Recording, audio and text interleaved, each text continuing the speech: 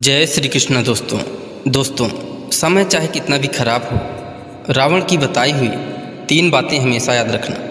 तो वीडियो को बिना स्किप किए हुए अंत तक देखिएगा। दोस्तों, राम रावण युद्ध की समाप्ति के बाद जब रावण मरणासन की स्थिति में था, तब भगवान श्री राम ने लक्ष्मण से कहा कि इस संसार से नीति, राजनीति और शक्ति का महान पंडित विदा ले रहा है, तो तुम उसके पास जाओ और उससे कुछ शिक्षा ले लो जो तुम्हें कोई और नहीं दे सकते हैं।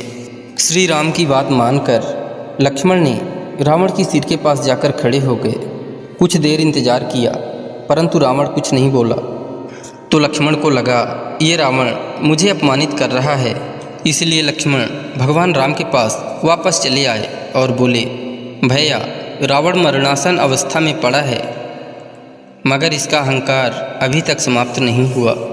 लक्ष्मण इसके आगे कुछ और बोलते, उसके पहले ही श्री राम ने बीच में टोक दिया और कहा, हे अनुज, अहंकार रावण में नहीं तुम में है, और वो भी युद्ध में विजयी होने का। रावण युद्ध में हार चुका है, अब वो है हमारा शत्रु नहीं है। तुम तो उससे ज्ञान लेने गए थे, तो उसके चरणों के पास याचक की मुद्रा में खड़े होना था, लेकिन तुम तो सिर के पास आदेश की मुद्रा में खड़े थे। शिक्षा पाने के लिए अहंकार नहीं, विनम्रता की ज़रूरत होती है। जब किसी से ज्ञान प्राप्त करना हो तो उसके पैर की तरफ खड़े होना चाहिए, ना कि सिर की ओर। लक्ष्मण बात को समझ गए और वहाँ से तुरंत जाकर रावण के चरणों के पास खड़े हो गए, शिक्षा देने के लिए अनुरोध करने लगे।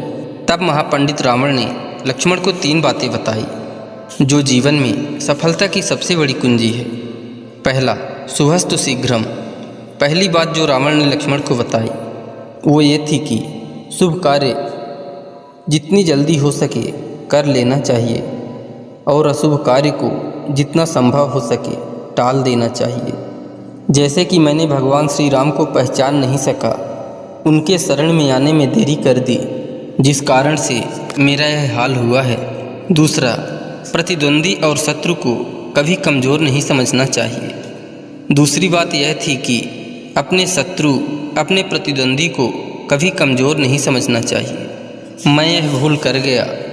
मैंने जिन्हें साधारण वानर और भालू समझा, उन्होंने मेरी संपूर्ण सेना को नष्ट कर दिया।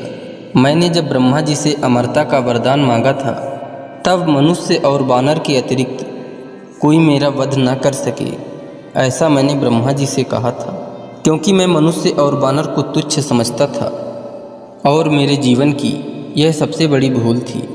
तीसरी और अंतिम बात यह है कि किसी भी राज को राज ही रहने दो।